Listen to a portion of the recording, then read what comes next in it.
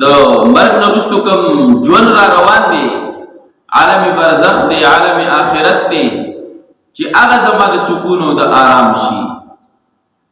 دا ټول محنت د دغه دپاره دی. ځکه نن سبا انسان په دنیا کې د هغه چې کوم ژوند دی نو شپېتاویا کاله د دې نه علاوه د وروستو ژوند بیا چې دی هغه په نه ژوند باندې حساب دی. ځکه چې بدن اندامونه کار نه کوي، لاس پوګ هغه عمر قوت او طاقت نه وي، اورېدل هغه شان نشي کولی، لیدل هغه شان نشي کولی، خبرې هغه شان نشي کولی، هغه شان قوت او طاقت یې نه وي. او دغه شپېتاویا کاله هم چاته نصیب شي او چاته نصیب نشي. نو اوس انسان د دغه لږ ژوند چې حساب معلوم دی چې د شمار چند کلونه دي، دغه دپاره انسان څومره چې دی تکلیفونه برداشت کوي، څومره سختې برداشت کوي، څومره محنتونه کوي دی. اوس دغه لږ ژوند دی، د دې د ژوند د سهولت دپاره دی دومره سختې او تکلیفونه برداشت کوي. نو د دې نه ډېر خو بیا د هغه ژوند دپاره پکار دی چې د هغې حساب هم نه دی معلوم، بې حسابه ژوند دی. د هغې نه نن انسان غافله دی، د هغې سوچ او فکر ورسره نشته دی. دویم دا چې دنیا کې یا خو دا دی چې سکون راحت او آرام به ورته، او که دا ورته نه نو د دنیا غ تکلیف او مصائب هم دومره ډېر نه د انسان د برداشت لاندې. انسان یې برداشت کولی شي، دومره تکالیف او مصائب نه په مقابله د آخرت کې چې د آخرت هغه مصائب او تکلیفونه هغه بیا د برداشت نه بهر دي. نو د هغې لپاره انسان سوچ نه کوي، هغه ژوند ته هیر دی. نو دې مشرکانو به چې د مسلمانانو به دومره محنت کاوه، دوی به وحدانیت طرف ته رابلل چې ګورئ کله تاسو د دنیا ژوند ختم شي، آخرت طرف ته لاړ شئ، نو بیا به ګوره عذابونه وي، بیا به مصیبتونه او تکلیفونه وي.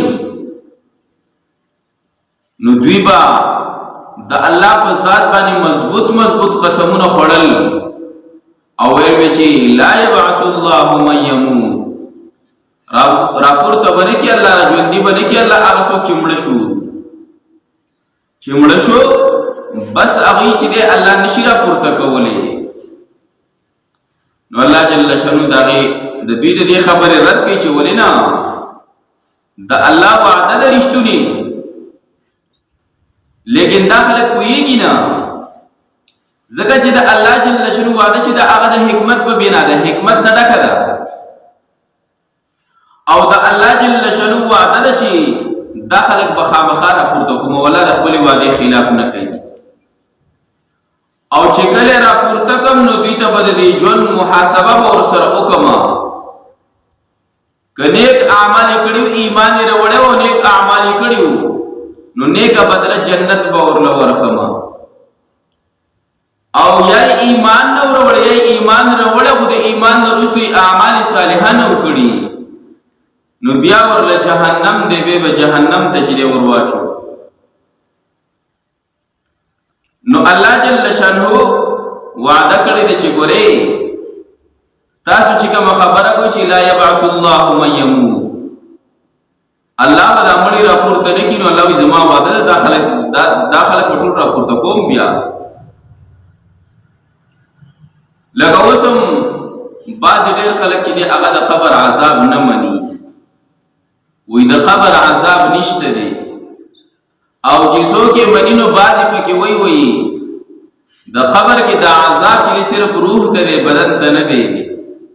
نو چې روح ته شو، روح د سند چې دی بیا خبر دی چې اصل کې خو دا بدن چې کله یو څیز محسوسوي، خو چې دا روح پکې موجود نو بیا محسوسوي. چې روح دې ووته نو بیا خو نه بدن څه محسوسولی شي او نه روح څه محسوسولی شي.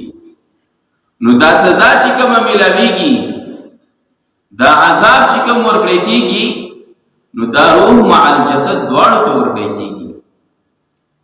روح هم یو، بدن هم یو، روح هم پکې چې دا سزا ورکړی کېږي، دا عذابونه ورکړی کېږي، دا تکلیفونه ورکړی کېږي، خو ژوند چې دی نو د عالم برزخ ژوند دی.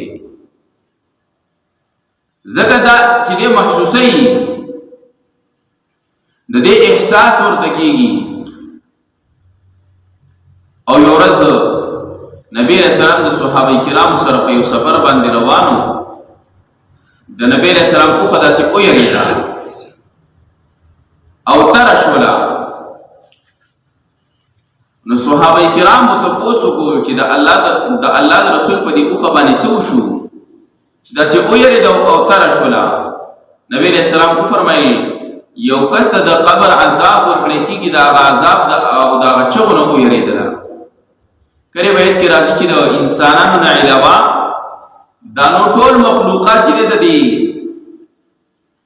قبر د عذاب چې کوم ورکړی کېږي، نو د دې د اول د حالت چې دی اوري انسان او د پیری نه چې دا محبوب پټ دي.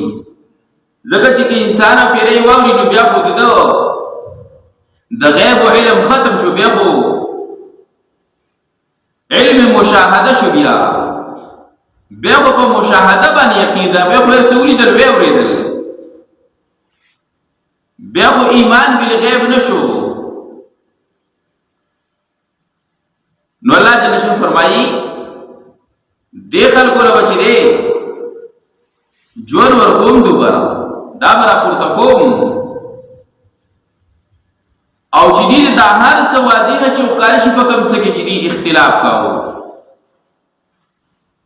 چې دا هر څه ویني چې راپورته کوم څه دوباره کافران چې کوم کافران دي، مشرکان دي، هغه هم راپورته کوم دا هر څه ویني، مسلمانان هم راپورته کوم دا هر څه ویني.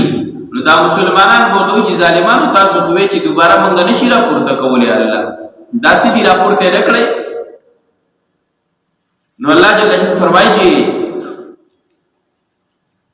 پوهه شو معلوم چې کسان چې کوم کافران دي چې خپل ځان مخاطب دي چې بشکه مونږ خو دروغجنو، د دې خپل دروغجنواله او د تکذیب په خپل اقرار وکړي چې او مونږ دروغجنو، او مونږ د الله جل شانو د حکمونو تکذیب کړی دی، او مونږ د پیغمبر چې دی دغه د رسالت نه انکار کړی دی، او مونږ چې کوم آخرت نه منو د آخرت نه انکار کوو، دا زمونږ دروغ دا مونږ تکذیب کوو.